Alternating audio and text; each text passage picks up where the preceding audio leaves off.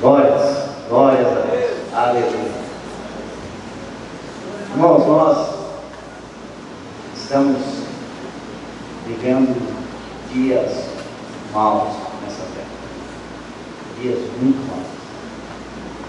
Desde que virou esse novo ano de 2019, eu não vejo outra coisa dos meios de comunicação senão notícias ruins. Uma notícia ruim vem, cobre a outra e ficou para trás. Mas, quando eu ouço notícias boas, são aqui, nesse lugar. Aqui o Senhor tem falado no nosso coração, aqui o Senhor tem se revelado a nós, e aqui nós alimentamos a nossa esperança. Eu quero dizer algo a vocês nessa noite, que mesmo que nós estejamos vivendo nessa terra dias muito maus, a Bíblia diz que você, aquele que habita o esconderijo do Altíssimo e a sombra do Onipotente, descansará.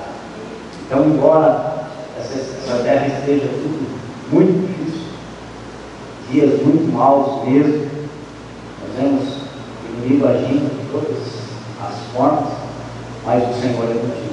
O Senhor tem te guardado. Você está debaixo do abrigo, debaixo da proteção do Senhor. Amém? Glória a Deus. Abra comigo a tua Bíblia, no livro de segundo livro dos Reis, no capítulo número 19. Segundo Reis 19, versículo 14.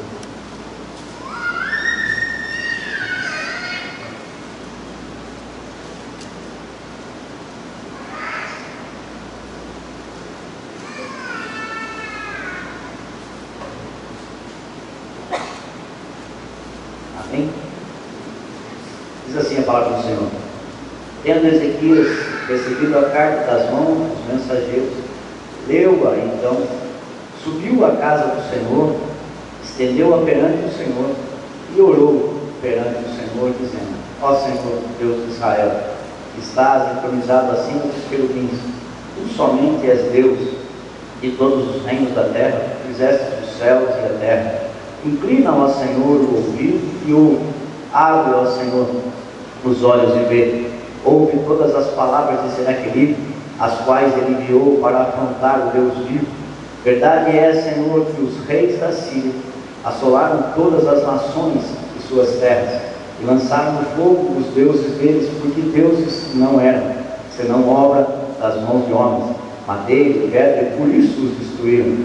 Agora, pois, ó Senhor nosso Deus, livra-nos das suas mãos, para que todos os reinos da terra saibam que só tu és, ó Senhor Deus. Aleluia. Feche a tua Bíblia, coloque de lado, feche também os teus olhos.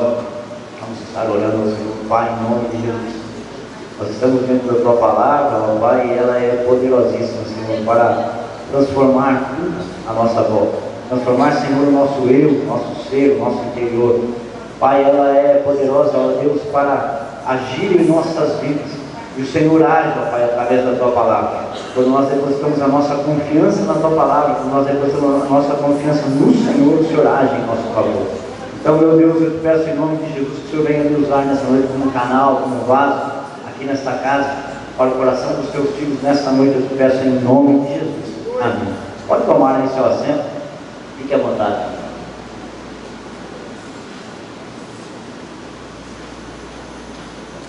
Irmãos, pelo que nós temos aqui, nessa época, o rei Senaqueribe, o rei da Síria, o grande rei da Síria, o reino da Síria, através de outros reis, não apenas de Senaqueribe, mas o reino da Síria. E nesse momento, nesse caso, o rei Senaqueribe assentou no seu coração tomar todas as nações ali no seu entorno. Eu creio que no coração de Senaqueribe, o desejo dele era o domínio mundial, era dominar toda a terra, ser o único rei dominador acima de todas as nações.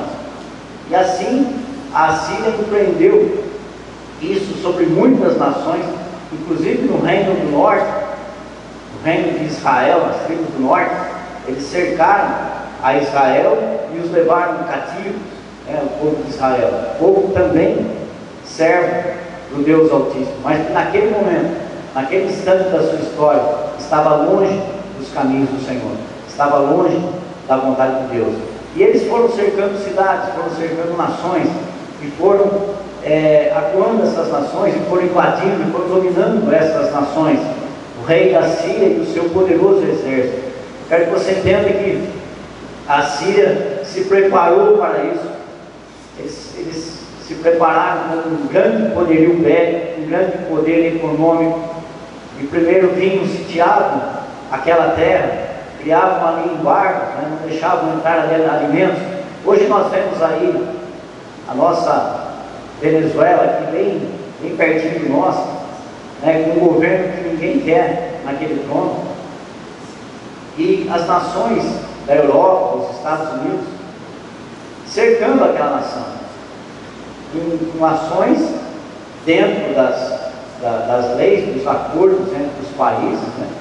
Mas nesse tempo aqui, não existiam as leis que nós temos hoje. Então, quando um país cercava o outro, cercava mesmo, trancava tudo, não tinha nada que nos detivesse. E eu quero que você imagine uma nação, a nação de Judá, Jerusalém, a cidade de Jerusalém, cercada, sitiada por esse grande exército, por esse grande poder bélico e por esse poder também econômico através do rei Senaqueribe. E o rei então cercando a cada dia mais, e aos olhos do rei de Judá, do rei Ezequias, todas as nações à sua volta tinham sucumbido a esse poder. Mas de um lado, o rei da Síria, Senaqueribe, do outro lado, o rei de Israel, e o nome dele Ezequias. E a Bíblia nos diz que quando Ezequias assumiu o reinado, quando ele assumiu o reinado do seu povo, a Bíblia diz que ele ele removeu os alvos, ele fez o que era reto ao Senhor, segundo fez Davi. A Bíblia diz que ele removeu os alvos, que ele quebrou as colunas, que ele deitou abaixo o poste ídolo, que ele fez em pedaços a serpente de bronze que Moisés tinha levantado, Neustã, conhecida como Neustã. Essa serpente, na época, os israelitas em pecado contra o Senhor, e serpentes começaram a afligir o povo de Israel, e o povo então clamou a Moisés, que por sua vez clamou a Deus, e Deus deu a seguinte orientação a Moisés: Moisés, faz uma serpente, coloca numa haste de metal, e a levanta, e todo aquele que for picado pela serpente, vem até essa haste, olha para ela, para a haste, e será neutralizado o veneno da sua vida. E assim eles fizeram. E Neustã estava em pé até os dias do rei Ezequias. Eles estavam adorando essa haste. Aquilo foi apenas uma sombra do que viria a ser. Aquela haste que foi levantada, ela simbolizava aquilo que o Filho do Homem seria levantado sobre o madeiro, né? E o sangue para que todo aquele que colocasse dentro dos seus olhos tivesse o veneno do pecado na sua vida neutralizado. E eles ainda estavam adorando essa haste de metal nesse tempo, eles ainda estavam com esse amuleto nas suas vidas. Queridos, nos dias de hoje, nós vemos muita gente colocando a sua vida em cima de amuletos, em cima de símbolos, pessoas que usam um crucifixo no pescoço, e aquilo é um amuleto na sua vida. Nós vemos aí em filmes que as pessoas levantam uma cruz diante do lobisomem, né? Você vê isso na televisão, as pessoas levantam uma cruz diante do lobisomem, e o lobisomem foge daquela cruz. Meu querido, aquilo é apenas um amuleto. A Bíblia diz que os demônios fugirão da tua vida. Por um caminho eles se levantarão contra a tua vida, mas por 7 caminhos fugirão de vós. A Bíblia diz assim que não é o símbolo da cruz que afugenta os inimigos, mas é a sua vida com aquele que pagou o preço na cruz do Calvário. Amém? A Bíblia diz assim: sujeitai-vos a Deus, resisti ao diabo e ele fugirá de vós. Os inimigos não vão te enfrentar, os inimigos não vão te confrontar, porque acima de você está o Senhor a quem você serve, aleluia. Então, muita gente coloca a sua esperança nesses símbolos, mas eu quero que você levante os seus olhos e olhe para cima, e não para um Jesus crucificado, mas para um Jesus glorificado, aquele que vive e reina para todos sempre, aleluia. E quando você coloca a esperança da sua vida nele, quando você coloca a sua vida nas mãos do Senhor, o veneno de todo o pecado na sua vida é neutralizado. Glória a Deus, glória a Deus. Isso fez Ezequias. Ezequias, ele limpou tudo que era sujeira de Israel. Ele colocou no seu coração com apenas 25 anos de idade, ainda muito jovem. Ele não se deteve se algum senador do seu reino, se algum conselheiro do rei ia ficar magoado porque estava se mexendo num poste ídolo, porque se estava tirando algo que era cultural da sua nação. Ele não pensou nisso. Ele apenas colocou o seu coração nas mãos do Senhor dos Exércitos. Ele apenas colocou o seu coração em servir a Deus e fazer a vontade do Senhor. E com isso, ele carregou aquela nação, ele carregou aquela geração, ele carregou aquele povo para servir a Deus única e exclusivamente e de uma maneira firme e fiel, e não dividir ao Senhor com nada nessa terra, não dividir a glória do Senhor com nada, porque Deus disse que Ele não divide a glória dele com ninguém, amém? O Senhor não divide a sua glória com ninguém. Então que na sua vida você coloque a sua vida nas mãos do Senhor e somente a Ele. Não deixe que nada venha impedir a sua adoração a esse Deus, e não deixe que nada venha tirar o foco da sua atenção a Ele. Que na sua casa, que na sua vida, que em tudo que você faça, Deus seja o primeiro em tua vida, amém? Deus tem o primeiro lugar na sua vida, e para Deus ser o primeiro, nós temos que ser o segundo. Para Deus ser o primeiro na minha vida, eu tenho que ser o segundo. Muitas das vezes eu quero colocar Deus em primeiro lugar na minha vida, mas eu não deixo que o meu ego caia por terra, não deixo que o meu eu caia por terra. Eu tenho que estar acima de todas as coisas, e não é assim. Deus tem que estar acima de todas as coisas, principalmente da minha vida, principalmente acima das minhas vontades, acima do meu querer. Então, de um lado, um rei com um exército poderosíssimo, um exército que nenhuma nação nessa terra, naquela época, podia enfrentar, um exército que ninguém poderia deter. Mas, por outro lado, um rei que colocou o seu coração a servir o Senhor, um rei que colocou o seu coração a fazer a vontade de Deus acima de todas as coisas, e um rei que nesse momento, afrontado, nós chegamos num ponto em que nós vemos aqui, ele recebe uma carta do rei Senaqueribe nas suas mãos, e ele lê essa carta, e eu posso ver que nesse momento a situação que ficou o coração desse rei, quando Senaqueribe envia a carta para ele, dizendo que ele deve se render, porque não houve um Deus sequer que foi capaz de livrar as nações das suas mãos. E onde estão, Ezequias, os reis que se levantaram contra mim ou que confiaram nos seus deuses? Onde estão eles? E onde estão também os seus deuses, se eu não coloquei todos eles abaixo? E nesse momento, Ezequias recebe essa carta na sua mão, e eu vejo que o coração de Ezequias fica apertado, porque não é somente a vida dele, mas ele tem uma nação sobre o seu domínio, uma nação sobre o seu comando, uma nação dependendo da sua atitude, dependendo da sua resposta. E eu vejo algumas coisas na vida desse rei, do rei Ezequias, que eu gostaria de compartilhar com você. E a primeira delas é que se Ezequias era um homem temente a Deus da forma que ele era, se Ezequias era um homem que honrava a Deus da forma que ele honrava, certamente Ezequias honrava o seu pai, Manassés. Certamente Ezequias era um homem que honrava o seu pai e a sua mãe, com certeza. Eu vi um relato de uma pessoa uma vez, dizendo que quando jovem, quando criança, fazia com que a sua mãe, quando levava para a escola, o deixasse a uma certa distância da escola, porque tinha vergonha de descer do carro que a sua mãe dirigia, o carro que a sua mãe conduzia, tinha vergonha do carro da sua mãe, tinha vergonha da sua mãe. E quantas vezes nós não vemos em nossa caminhada os filhos têm vergonha dos seus pais?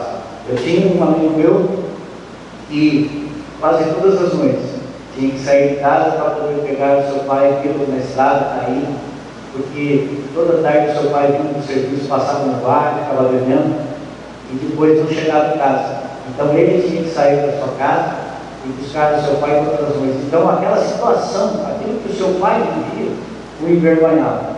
Mas eu via na vida dele que ele honrava o seu pai. Que ele não tinha vergonha de mostrar o seu pai a ninguém, não tinha vergonha de trazer os seus amigos na sua casa. Porque às vezes você fala assim, não, eu honro meu pai e minha mãe. Aí o seu amigo fala assim, deixa eu ir lá na sua casa. Não, casa não. Melhor você vir em casa, não, você vai ver algumas coisas lá que não vão te agradar. Então eu creio que Ezequias, acima de tudo, honrava o seu pai, Manassés.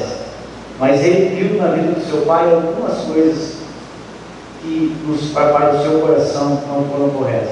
Não é o fato de você honrar o seu pai que você vai fazer tudo aquilo que você aprendeu com o seu pai ou tudo aquilo que o seu pai faz. Uma coisa é você honrar e uma coisa é você seguir a mesma direção ou fazer a mesma coisa. Então, porque meu pai bebia, porque meu pai caía, então eu vou fazer a mesma coisa, porque isso me foi passado, isso é uma herança espiritual de forma alguma. Quando você coloca a sua vida nas mãos do Senhor Jesus, Ele faz nova todas as coisas na sua vida, amém? Quando você deposita a sua confiança no Senhor, Ele faz novas todas as coisas da sua vida, e assim foi na vida desse rei, do rei Ezequias. Eu tenho absoluta certeza de que Ezequias honrava o seu pai, mas os caminhos de Manassés eram maus ao Senhor. Quando Ezequias assume o reino com 25 anos de idade, ele muda tudo aquilo que estava sendo feito no reino do seu pai.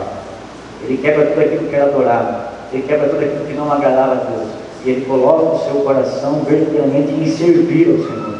Então, isso me chama muita atenção na vida de Ezequias. Talvez, você que me ouve aqui nessa noite, talvez, no decorrer da sua caminhada, talvez no decorrer da sua história, você tenha entregado a sua vida a governos que dominam a sua vida, talvez até hoje, e que te fazem mal. Você tem entregado a tua vida a um governo que te submete a lugares de trevas, te submete a um vazio espiritual, que te submete a uma sequidão, que te submete à tristeza, à solidão, à falta de paz, ao medo, ao sofrimento. Talvez você olhe para a sua vida e fale assim, eu nasci para sofrer. Porque no decorrer da sua caminhada você pode ter colocado a sua vida sob o governo de uma liderança que não é boa. Você pode ter colocado a sua vida na dependência de algo que não é bom para você. Mas você que me ouve aqui nessa noite, eu quero te dizer algo aqui nessa noite. Eu prego sobre um Deus que pagou um preço na cruz do Calvário, que verteu ali todo o seu sangue, para que todo aquele que nele crê não pereça, mas tenha a vida eterna. E quando você deposita a sua esperança nesse Deus, e quando você confia nele, quando você se coloca nas mãos dele, ele transforma tudo na sua vida. Ele é um Deus que transforma todas as coisas. Então, se você tem sofrido nessa caminhada, se você tem enfrentado dias maus na sua vida, porque uma coisa é você sofrer aquilo que são provações, aquilo que Deus permite na sua vida para tratar com você. Mas outra coisa é você ser humilhado pelo inimigo. E aqueles que são humilhados pelo inimigo sabem do que eu estou falando. Aqueles que têm a sua vida, o seu caminhar, o seu dia a dia na humilhação, sabem exatamente do que eu estou falando. Você sabe que não é uma aprovação, não é isso que você está passando, não. É que o inimigo realmente tem sido andado para a sua vida porque você tem permitido isso. Então, em nome de Jesus, quebra isso no nome do Senhor Jesus. Coloca a tua vida nas mãos do Senhor e Ele se levantará em teu favor. Aleluia. 2. Ezequias alinhou o seu reinado com a vontade do Senhor. Ele confiou no Senhor, mas enfrentou lutas, que eu estava falando aqui. A tempestade cerca o incrédulo e também cerca aquele que crê.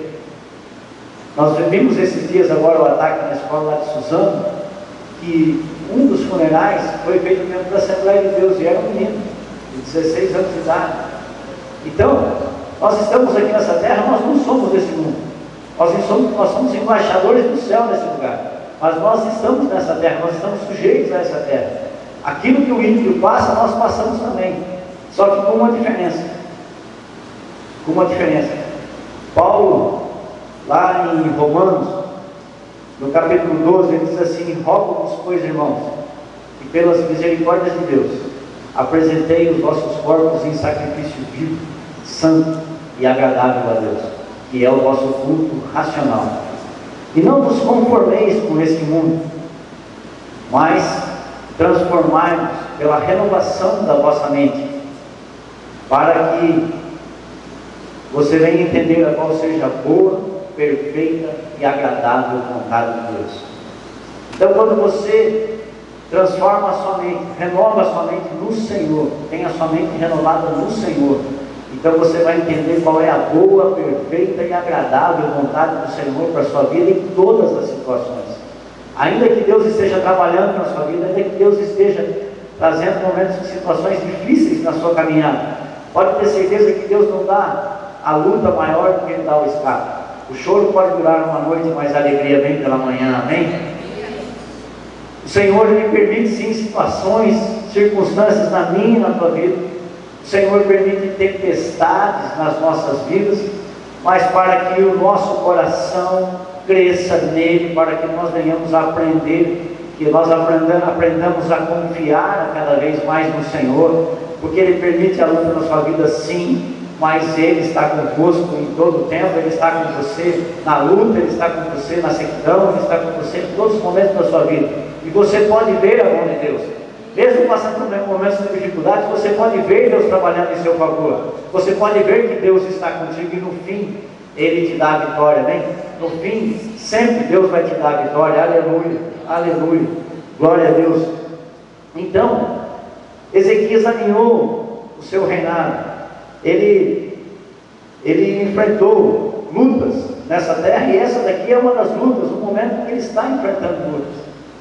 Mas nós vemos que em momento nenhum Ezequias deixa a presença do Senhor, em momento nenhum Ezequias coloca no seu coração que possa existir um outro lugar melhor para estar, que não seja a presença de Deus, aleluia.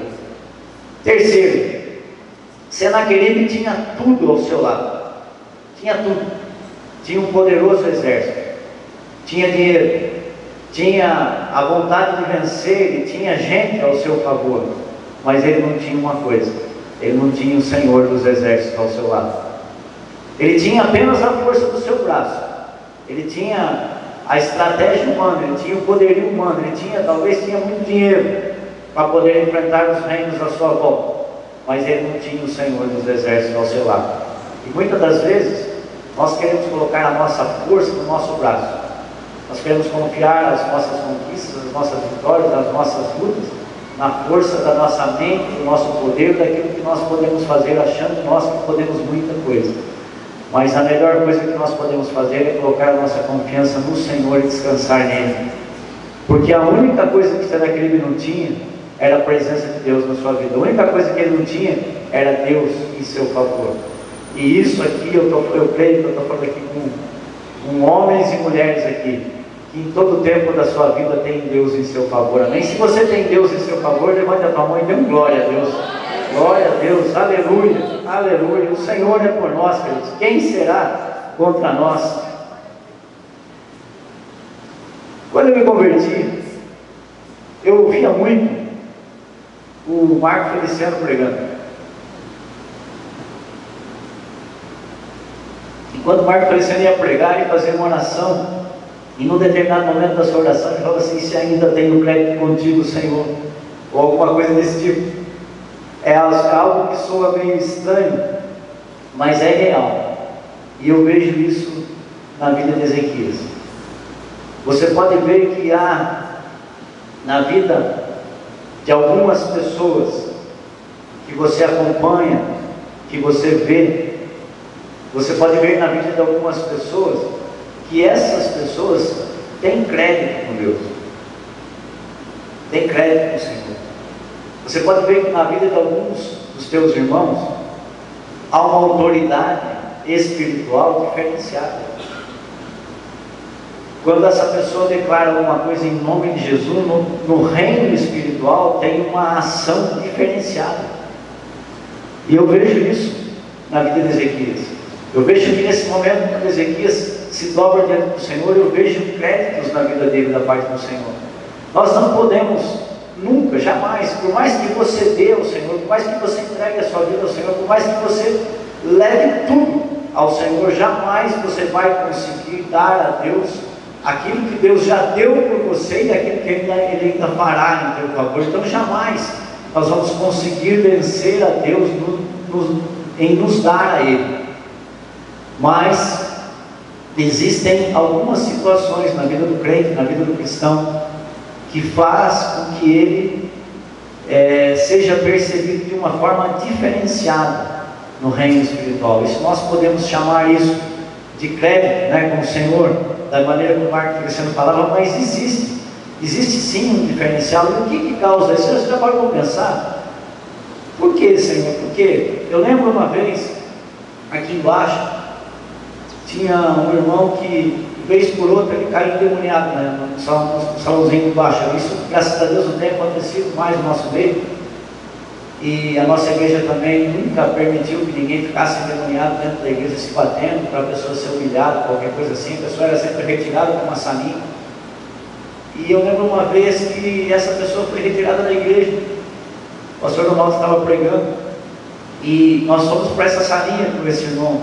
Junto comigo tinham mais 4 irmãos batalhando ali, pelejando ali com aquele demônio, com aquele espírito maligno que não queria sair de forma alguma. E cada um de nós colocava a sua mão em cima, intercedia, te repreendo em nome de Jesus, e aquela batalha foi se estendendo. E nada, o irmão ficava demoniado, não dava nada. Quando acabou, lá dentro da igreja, a pregação, alguém falou assim: ó, chama o pastor Ronaldo. Aí alguém foi chamado, tinham irmãos espirituais lá junto conosco, não era só novos convertidos que nem eu era, mas tinham irmãos espirituais lá junto conosco. E o pastor Ronaldo entrou e repreendeu aquele espírito maligno no mesmo instante. Aquele irmão tremeu dos pés à cabeça e o espírito maligno deixou o corpo dele naquela hora. Então o que é isso? Eu fiquei perguntando na época, por que isso aconteceu? Eu não aceitei a Jesus, eu também não sou crente, mas qual é a diferença? O que faz essa diferença na minha e na tua vida? O que faz essa diferença na nossa vida? Por que essa diferença acontece na nossa caminhada? Numa outra ocasião, eu me deparei com uma situação muito parecida. Eu não tinha nada a ver com a situação, eu não tinha nada a ver com o negócio. E também aconteceu com uma pessoa endemoniada, mas não era comigo, não tinha nada a ver com isso, mas Deus falava no meu coração. Deus falava no meu coração que eu tinha que fazer alguma coisa, mas eu olhava para lá assim, e estava todo mundo em cima daquela situação. Eu falei: não vou lá, não é comigo, eu tenho que ficar na minha. E de repente essa pessoa foi tirada para fora da igreja. Aí então Deus falou no meu coração e eu saí por aqui, fui lá fora e cheguei nesse irmão que estava nesse lugar, nessa situação, e foi claro no meu coração, de que aquele espírito maligno não queria fazer outra coisa a não ser atrapalhar o culto. E juntamente lá com os irmãos estava o pastor da igreja. E eu cheguei para o pastor da igreja e falei: pastor, pode deixar aqui, volta lá para dentro, que a gente cuida aqui. E ele deixou na nossa mão e voltou para dentro da igreja. E à medida que o pastor voltou para dentro da igreja, que o inimigo perdeu completamente o foco naquele momento, nós repreendemos em nome de Jesus, ele bateu em retirada. Então, queridos, qual é a diferença? O que muda? O que faz a diferença na vida de uma pessoa? O que traz? O que pode trazer créditos na sua vida para com Deus? É a sinceridade para com o Senhor? É a sua humildade perante a Ele? É a sua fé? A sua confiança nele? A sua obediência à sua palavra? Eu creio que isso se torna na vida do cristão um conjunto que faz toda a diferença. E na nossa caminhada, no nosso dia a dia, o Espírito Santo de Deus vai trabalhando nos nossos corações e vai nos orientando a fechar determinadas portas e abrir outras portas. Quando nós conhecemos a Deus, nós nos entregamos a Ele, Ele já faz uma obra maravilhosa na nossa vida naquele instante. Mas à medida que nós vamos caminhando, se nós dermos liberdade ao Senhor, nós abrimos o nosso coração para Ele, o Espírito Santo de Deus vai nos orientando. que existem coisas na nossa vida que nós precisamos deixar, e que existem coisas na nossa vida que nós não fazemos, que nós precisamos começar a fazer. Então, algumas coisas, eu creio que essa direção é muito pessoal, essa direção é muito de Deus, mas algumas coisas ao longo da sua caminhada vai te trazendo um crescimento e uma intimidade com Deus, que vai te dando mais autoridade espiritual. Aleluia. E nesse momento no qual nós chegamos aqui, Ezequias recebe a carta das mãos desse rei que afrontava ali Jerusalém, que queria destruir aquela cidade, que queria invadir, na verdade o que ele queria era que Ezequias se entregasse a ele, que não precisasse haver guerra. O que ele queria era pressionar, era afrontar e fazer com que eles ficassem com medo de tal maneira que eles se entregassem nas mãos do rei da Síria. Mas Ezequias, quando lê essa carta, ele vai para diante da presença do Senhor, e ele coloca essa carta diante do Senhor, e ele lê aquilo que está escrito na carta, e na carta diz assim: ó, já tens ouvido o que fizeram os reis da Síria a todas as terras, como as destruíram totalmente, e crês tu que te livrarás? Porventura os deuses das nações livraram os povos que os meus pais destruíram? Gozã, Arã, Rezef, e os filhos de Éden, e os que estavam em Telassar? Onde está o rei de Amate, e o rei de Arpade, e o rei da cidade de Serfavaim, de Ena e de Iva? E a carta ia por aí afora, e a Bíblia nos diz que Ezequias se inclina perante ao Senhor, e diz assim: ouve, ó Senhor, e abre os teus olhos e vê todas as palavras de Senaqueribe, as quais ele enviou para afrontar o Deus vivo. Verdade é, Senhor, que os reis da Síria assolaram todas as nações das suas terras. E eu posso conjecturar aqui que o rei Ezequias, diante do Senhor, ele possa ter falado ao Senhor assim: eu sei, Senhor, que nada a ti é impossível, e que tudo é possível àquele que crê, e eu creio na tua provisão, eu creio que o Senhor pode fazer, eu creio que o Senhor, dando uma ordem, tudo se transformará. Eu não sei de que forma o Senhor pode fazer, mas eu creio que o Senhor pode operar em meu favor, eu creio que o Senhor pode fazer, eu creio que o Senhor pode atuar nessa situação. E tem mais, Senhor, o Senhor me deu uma nação para cuidar, e eu não vou entregar essa nação nas mãos do rei da Síria, e eu não vou entregar a minha vida nas mãos dele, eu entrego a minha vida nas tuas mãos. Cuida de mim, ó Senhor. Eu posso crer que Ezequias possa ter usado essas palavras e muitas outras diante do Senhor, mas quando ele sai da presença do Senhor, há algo muito interessante aqui no primeiro versículo a seguir que nós lemos, no 20, está escrito assim: ó, então Isaías,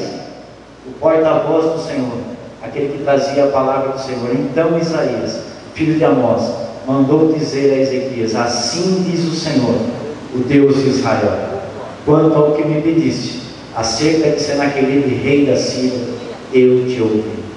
Eu te ouvi. Queridos, a vontade do meu coração, o desejo do meu coração é poder olhar para a tua vida aqui nessa noite e dizer a você que Deus ouviu a tua oração, que Deus ouve a tua oração, que Deus tem ouvido a tua oração. Dizer para você que Deus mandou te falar: eu te ouvi naquilo que você está orando, naquilo que você está apresentando. Deus mandou Isaías até a presença de Ezequias e disse assim: ó, então disse Isaías, filho de Amós, mandou dizer a Ezequias: assim diz o Senhor Deus de Israel, quanto ao que me pediste acerca de Senaqueribe, rei da Síria, eu te ouvi. Aleluia, aleluia, glória a Deus. E a Bíblia diz assim, ó, que naquela mesma noite, o anjo do Senhor saiu ao arraial dos assírios e matou naquela noite a 185 mil soldados do rei da Síria. E quando eles acordaram pela manhã, aqueles cadáveres estavam lá postos junto com eles, que o rei ficou amedrontado, e ele voltou para Nínive, da sua terra, a capital da Síria, e voltou para lá. E a Bíblia diz que quando ele foi orar ao seu Deus, quando ele foi se prostrar diante do seu Deus, vieram os seus filhos e mataram a espada. Esse é o Deus que eu e você servimos. Coloque a tua esperança no Senhor, confia nele. A luta pode estar grande, a batalha à sua volta pode estar grande, mas confia no Senhor, que Ele tem o melhor para a tua vida. Ele é o Deus que peleja por vós, amém? Gostaria que vocês colocassem em pé. Quero estar orando pela tua vida, em nome de Jesus. Aleluia, aleluia.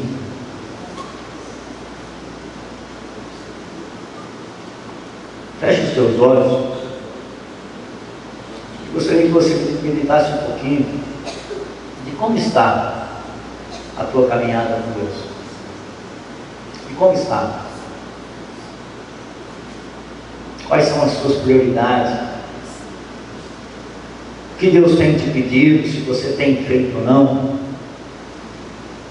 Se pode melhorar?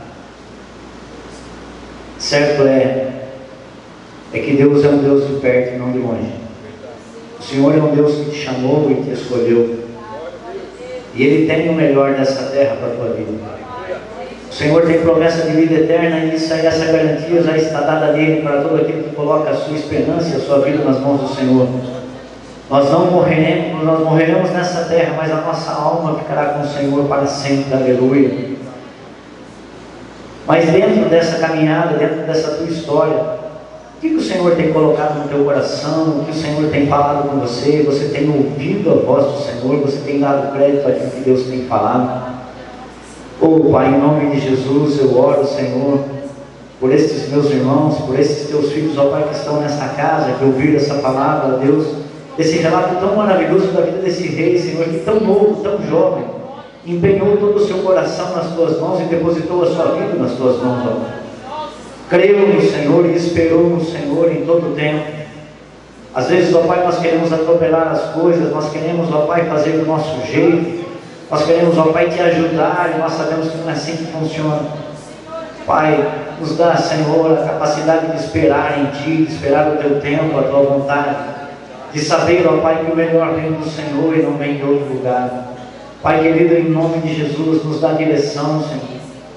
Orienta, Senhor, os nossos corações, para que quando nós orarmos a Ti, para que quando nós chegarmos na Tua presença, o Senhor venha responder a nossa oração, que nós possamos ouvir do Senhor, que o Senhor ouviu a nossa oração. Aleluia. Glória a Deus, Pai, te louvo e te agradeço em nome de Jesus. Deus abençoe, Deus. Aleluia.